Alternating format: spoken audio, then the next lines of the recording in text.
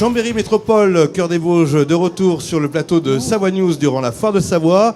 Aujourd'hui, nous allons parler d'aménagement urbain. Quelle ville pour demain ?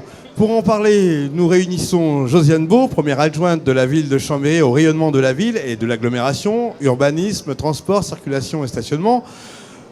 Bonsoir Madame Beau. Bonsoir. Ça va ? Très bien. La foire est riche en événements et en nouveautés cette année. Toujours. Toujours. Et à vos côtés, vous avez Anne Horard, directrice de projet à la direction du développement urbain et aménagement de la ville de Chambéry. C'est quoi votre mission exactement ? Parce que c'est un beau titre, mais ça consiste en quoi ? Je suis architecte urbaniste et je pilote en maîtrise d'ouvrage pour la ville tous les grands projets urbains sur le territoire de la ville de Chambéry. Alors Josiane Beau, avec le nouveau mandat, vous avez enclenché des initiatives. Qu'en est-il pour Chambéry et pour demain ? Alors, on a enclenché un certain nombre de choses en termes d'aménagement. D'abord parce qu'on a eu le sentiment en arrivant que la ville avait besoin d'être apaisée, qu'elle avait besoin de se moderniser et qu'il fallait trouver le fil qui nous permettrait effectivement de déclencher le système. La première chose qui nous a sauté aux yeux, c'est qu'on avait l'impression qu'à l'intérieur de cette ville, il y avait quand même un beau boulevard urbain historique à Chambéry. Vous savez, on entendait souvent les gens dire « on va sur les boulevards ». Et on s'est dit « c'est quand même 950 bus autour, c'est un peu embêtant ». Donc il faut peut-être commencer par le commencement, c'est-à-dire enlever les bus de ce boulevard, reprendre la circulation pour apaiser la ville, parce que je pense qu'une ville, pour qu'elle vive bien, il faut à la fois que les voitures puissent y rentrer et il faut à la fois qu'elle soit apaisée. Donc ça a été un peu notre démarche. Après, c'est la première chose qu'on a fait, mais on ne l'a pas fait pour enlever les bus, pour reprendre la circulation. Non, ça, ce sont des outils. Ce sont des outils qui permettent ensuite d'aller plus loin. Et ensuite, si vous voulez, on s'est posé la question sur Chambéry de voir comment nous pouvions avancer et aménager. Et l'aménagement, il y a plusieurs secteurs qui ont besoin d'être aménagés, modernisés. Alors, il y a bien sûr les deux friches industrielles que sont Vétrotex et Cassines. En plus, très bien placé, puisque Vétrotex est l'entraîneur et Cassines, je veux dire, c'est derrière la gare, tout un secteur.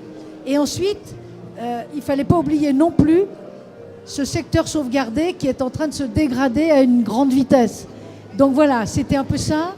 On enlève, on apaise, et ensuite on se pose la question de l'aménagement et comment on aménage. Alors les questions sont posées, des réponses sont arrivées. C'est quoi l'échéance ? Alors, quand on aménage, les échéances, quand on a, j'ai envie de dire, quand on a pacifié, on est allé le plus vite possible. Il reste encore des choses à faire. Mais lorsqu'on aménage, ça prend beaucoup plus de temps. En particulier, dans ces aménagements, si vous voulez, Vétrotex, c'est 7 ans, à peu près 7 années. Cassines, peut-être un tout petit peu plus, parce qu'on a 6 hectares d'un côté, 13 de l'autre. Et puis, l'habitat dégradé, c'est pareil, puisqu'il faut qu'on mette de notre côté les propriétaires pour qu'ils aient envie d'aménager et de moderniser avec nous. Mais je pense que Anne, vous pouvez peut-être rebondir en côté donnant architecture, en effet, côté architecture, il y a quand même quelques sauts périlleux à réaliser, si je puis me permettre l'expression. Oui, alors c'est aussi moderniser toute la structure urbaine, mais dans un site aussi qui est lié à l'histoire de Chambéry. C'est pas non plus faire des choses comme ailleurs, c'est faire des choses qui parlent aussi aux Chambériens.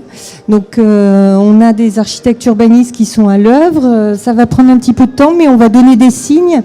On va donner des signes forts parce que construire un immeuble, ça peut aller plus vite que construire un quartier.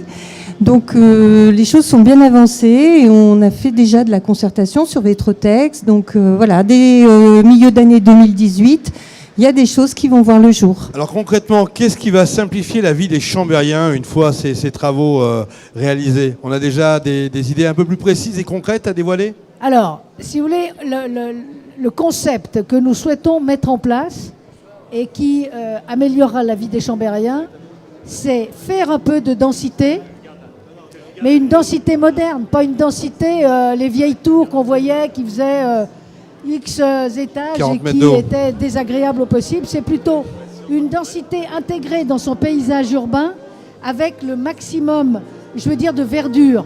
Par exemple, pour vous citer Vétrotex, c'est un parc au bord de la Lesse qui va permettre, si vous voulez, aux Chambériens de s'y promener, soit ceux qui habiteront soit ceux qui viendront s'y promener, et ensuite, c'est des immeubles qui sont suffisamment denses pour permettre d'avoir un espace public, vert, ou le plus large possible. Parce que c'est bien connu, hein, si vous faites des maisons individuelles, vous prenez plus d'espace que si vous faites de la densité intelligemment faite. Donc c'est ça le concept que nous souhaitons mettre en place. Et puis j'ajoute que l'idée sur Cassines, c'est d'avoir un concept mixte, c'est-à-dire d'avoir à la fois des sièges sociaux, mais aussi de l'habitation, de manière à ce qu'on n'ait pas de no man's land sur Chambéry. Voilà. La difficulté, c'est de garder, je dirais, tout l'historique de Chambéry, d'apporter de la modernité et garder une image d'une capitale savoyarde qui est déjà dans le cœur de tous les Savoyards et au-delà. Donc il y a une vraie prouesse technique au niveau architectural. Au niveau architectural, au niveau aussi urbanistique, il faut hiérarchiser. Hiérarchiser aujourd'hui, je pense que les rues ont toutes le même support. Aujourd'hui, pour demain, il y a un gros travail à faire là-dessus. Faire des liaisons et puis renforcer la centralité. C'est-à-dire les quartiers sont apaisés et renforcer les liens avec l'hypercentre pour renforcer aussi l'activité économique, le lien avec la gare. Donc voilà, il y a un gros travail à faire là-dessus. Et ensuite, sur l'architecture, je dirais qu'une fois qu'on a posé les bases de tout ça, l'architecture, si on prend de bons architectes, il n'y aura pas de souci. Ils sauront faire. Et puis j'ajouterais aussi une chose, c'est que ce que nous souhaitons aussi pour les Chambériens, c'est ce qu'on appelle la Smart City, la ville intelligente, c'est-à-dire qu'on soit effectivement connecté et que ça permette un nouveau service aux habitants. La volonté, si vous voulez, c'est qu'il faut que les habitants puissent nous interpeller à n'importe quel moment et qu'on puisse leur répondre rapidement. Et ça, c'est intéressant aussi. Voilà une agglomération qui bouge avec beaucoup d'initiatives, comme vous l'avez compris. Chambéry Métropole, Cœur des Vosges est présent sur la foire de Savoie Phare 1. On vous retrouve bien sûr demain avec d'autres invités et un autre sujet.